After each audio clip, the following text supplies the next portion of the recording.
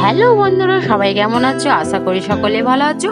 তো আজকে হচ্ছে বৃহস্পতিবারে আমার মেয়ের ইঞ্জেকশনের ডেট পড়েছে হেলথ সেন্টারে।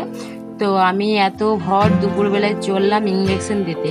তো আমাদের পাড়ার ক্লাবে একটা নতুন একটা মন্দির হয়েছে। এটা কিসের মন্দির বলো তো? রাধাকৃষ্ণ মন্দির। এইটা জন্মাষ্টমীর দিন নতুন প্রতিষ্ঠা করা হলো। মন্দিরটা নিউ, এই তো দেখতে পাচ্ছ, সব কিছু নতুন, এই সবে শুরু হলো। এই যে রাধা কৃষ্ণ গৌরনিতাই সবাই আছে।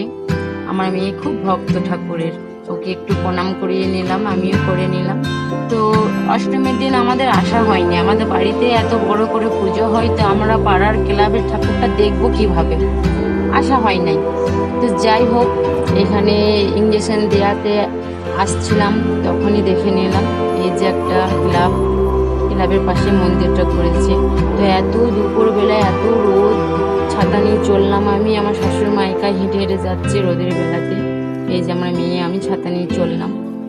এখন তো খুব হাসতে হাসতে যাচ্ছে, আসার সময় কি হবে দেখবে তোমরা, দাঁড়াও। তো এই চললাম, চারিদিকে গাছপালা আছে, তবু প্রচণ্ড গরম রেখেছিল। তারপর চলে এলাম কাছাকাছি, এই যে রাস্তার ধারে ধারে প্রচুর ফুল গাছ, খুব সুন্দর সুন্দর ফুল। তো বেশিক্ষণ দাঁড়াতে পাইনি, তোমাদেরকে যে ফুলগুলো শেয়ার করব।